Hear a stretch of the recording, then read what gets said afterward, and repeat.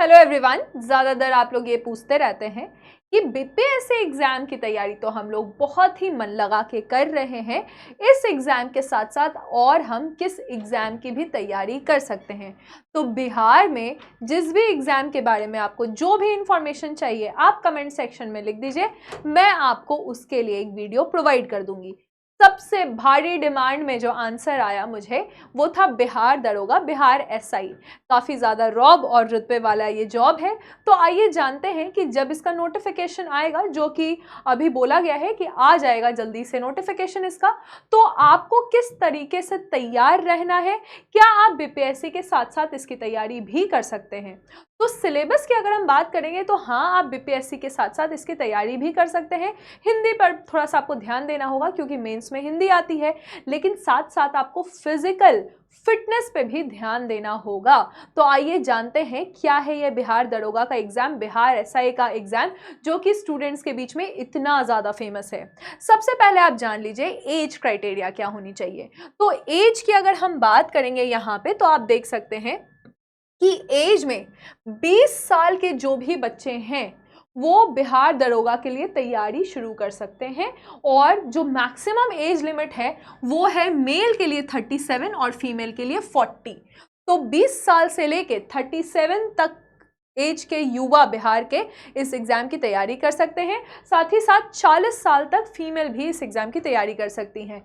अगर आप बीसी या ईबीसी कैटेगरी के हैं, ओबीसी या एक्सट्रीमली बैकवर्ड क्लास के हैं, तो 3 साल और ऐड हो जाता है, यानी आपके लिए भी जो एज है वो हो जाएगा 40 साल। साथ ही साथ आप देखेंगे कि जो एससी एसटी कैटेगरी है वो 5 साल और अधिक इनको रिलैक्सेशन मिल जाता है, यानी इनका एज हो जाएगा 42 ईयर्स तक एससी एसटी कैटेगरी वाले इसकी तैयारी कर सकते हैं। तो एज की जो काउंटिंग होगी इस साल जब आपका नोटिफिकेशन निकलेगा तो 1 जनवरी 2023 से आपकी एज की काउंटिंग होगी। लेकिन सिर्फ एज से क्या आप इस एग्ज़ाम को देने के लिए एलिजिबल हैं? नहीं, आपको चाहिए स्नातक यानी कि ग्रेजुएशन की डिग्री आपके पास होनी चाहिए। यानी कि कोई भी ऐसा युवा जिसका एज 20 साल है और उसके पास ग्रेजुएशन की डिग्री है वो इस एग्ज़ाम के बारे में सोच सकता है। अब बात है कि एग्ज़ाम का आपका नोटिफिकेशन निकलेगा, फॉर्म फिलिंग स्टार्ट होगी, पैसे कितने लगेंगे। तो जितने भी मेल हैं या दूसरे स्टेट के भी लोग इस एग्ज़ाम को दे सकते हैं। कोई यूपी का है, कोई बंगाल का है, कोई झारखंड का है, तो हाँ वो भी इस फॉर्म को भर सकता है।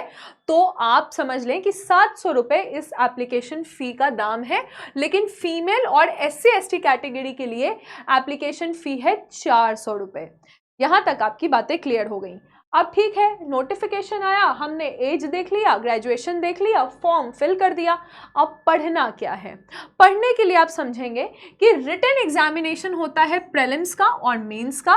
उसके बाद आपका फिजिकल एलिजिबिलिटी टेस्ट और फिजिकल स्टैंडर्ड टेस्ट होता है। उसके बाद आपका डॉक्यूमेंट वेरिफिकेशन और मेडिकल होता है। डॉक्यूमेंट्स चेक किया जाएगा आपका, फिर मेडिकल होगा और लास्ट में आपका मेरिट लिस्ट आएगा।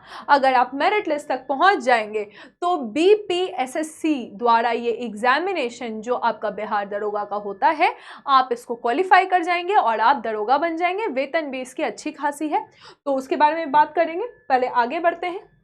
अब बात है कि बीपीएससी के साथ इसकी तैयारी हो सकती है या नहीं। बिल्कुल, बीपीएससी के साथ भी इसकी तैयारी हो सकती है। अगर आपने मैंने पहले भी आपको बहुत बार बोला है कि जीके जीएस है ना, जीके जीएस का मतलब क्या हुआ, यानी कि हिस्ट्री हो गया, ज्योग्राफी हो गया, पॉलिटी हो गया, थोड़ा सा इकोनॉमिक्स है और साइंस है।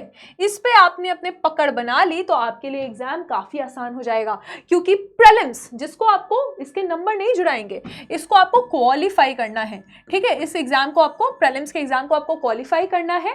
100 क्वेश्चंस आएंगे, 200 नंबर का ये एग्जाम होगा। एक क्वेश्चन के लिए 2 नंबर मिलेंगे और 2 घंटे का ये एग्जामिनेशन होगा। तो आपके 75 क्वेश्चन करीबन आपके जीके जीएस के आएंगे और आपके मैथ्स के 5 से 8 क्वेश्चन आते हैं। जनरली 5 क्वेश्चंस आते हैं मैथ्स के। और जो सबसे इंपॉर्टेंट पोर्शन है, जो आप रोज सुबह 8 बजे करंट अफेयर्स की क्लास देखते हैं, है ना। इसी चैनल पे रोज सुबह 8 बजे करंट अफेयर्स की क्लास देखते हैं। बहुत ज़रूरी है आपके एग्जाम को क्वालिफाई करने के लिए। 20 क्वेश्चन सीधे सीधे करंट अफेयर्स से आ रहे हैं, तो जीके जीएस और करंट अफेयर्स पे अगर आपने पकड़ बना ली तो करीबन 95% आपका काम हो चुका है, और थोड़ा बहुत आपके मैथ्स के क्वेश्चन भी आएंगे। क्या इसमें नेगेटिव मार्किंग है? देखिए, नेगेटिव मार्किंग तो है, लेकिन काफ़ी कम है नेगेटिव मार्किंग, है ना। यानी आपने अगर 10 क्वेश्चन गलत किए तो 10 क्वेश्चन गलत करने पर 1 नंबर कटेगा, यानी 1/10 की नेगेटिव मार्किंग है। बीपीएससी में 1/4 की नेगेटिव मार्किंग है ना। यहाँ पे 1/10 की नेगेटिव मार्किंग है। तो ज़्यादातर आपको क्या करना है कि अटेम्प्ट तो बहुत सारा होना चाहिए, है ना, अटेम्प्ट ज़्यादा होना चाहिए। इसमें तो मेरिट भी बहुत हाई जाएगा। तो आपको इसकी तैयारी अगर करनी है, बीपीएससी के साथ भी कर सकते हैं। अगर आप अलग से तैयारी कर रहे हैं तो आप अलग से भी कर सकते हैं। 8 बजे वाला करंट अफेयर्स की क्लास देख लीजिएगा, करंट अफेयर्स का काम आपका उससे हो जाएगा। फ्री में होता है यूट्यूब पे। और बाकी जीके जीएस के लिए तो हम आपको गाइड करते ही रहते हैं, और मैथ्स भी आपको प्रैक्टिस करना होगा, उसके लिए भी आपको गाइड कर दिया जाएगा। तो हाँ, बीपीएससी के साथ भी इसकी तैयारी की जा सकती है। प्रीलिम्स हमने क्वालिफाई कर लिया, मेरिट लिस्ट में हम आ गए। अब हमने मेंस देना है। मेंस में 2 पेपर होगा।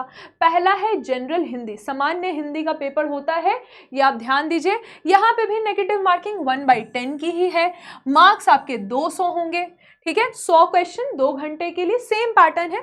100 क्वेश्चन, एक क्वेश्चन के लिए 2 नंबर, 2 घंटे का एग्जामिनेशन, 200 नंबर आपको टोटल रहेगा।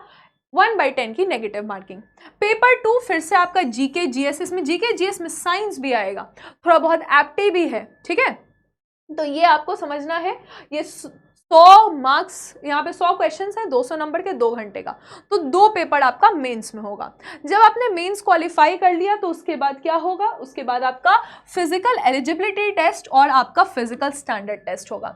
इसको थोड़ा सा ध्यान से समझिएगा। अगर आप ये काम कर पाएंगे तभी इस एग्जाम के लिए जाइएगा। आपको समझना है कि आपकी हाइट होनी चाहिए, मेल है तो 165 सेंटीमीटर, अगर आप SC ST के मेल हैं तो 160 सेंटीमीटर, यानी कि 5 फीट 4 इंच तक की आपकी हाइट होनी चाहिए मेल के लिए। SC ST के हैं तो 5'3" होना चाहिए।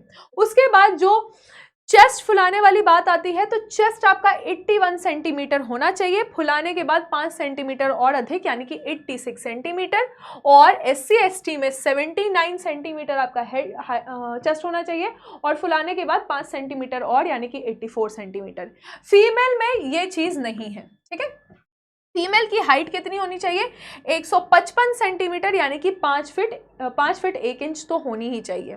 फिर आप देखिएगा रेस, तो रेस में क्या होगा? रेस होगा यहाँ पे आपको 6 मिनट 30 सेकंड में मेल को 1 माइल तक कंप्लीट करना है। 1 माइल आपका 6 मिनट 30 सेकंड में होना चाहिए, 1 माइल। और फीमेल को क्या करना है? 6 मिनट के अंदर अंदर 1 किलोमीटर कंप्लीट करना है। 6 मिनट में 1 किलोमीटर आपको दौड़ना है, दौड़ है इसमें। हाई जंप मेल का 4 फीट, फीमेल का 3 फीट। लॉन्ग जंप मेल का 9 फीट, मेल का 12 फीट, फीमेल का 9 फीट, ठीक है। मेल का 12 फीट है और फीमेल का 9 फीट है। ये आपका जंप हो गया। शॉर्ट पुट भी करना पड़ेगा।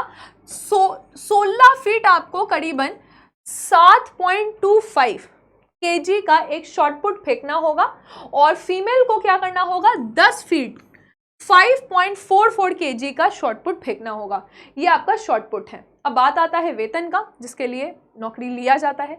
तो वेतन जो है ये 35,400 वेतन है आपका, जिसमें महंगाई भत्ता भी मिलेगा, डियरनेस अलाउंस है आपका, और फिर HRA भी है जो कि वेतन का 27% होता है लगभग। तो आपको एक अच्छी सैलरी, यानी कि 60 से 65 तक की आपको सैलरी मिलेगी, और जैसे जैसे प्रमोशन होगा सैलरी बढ़ जाएगी।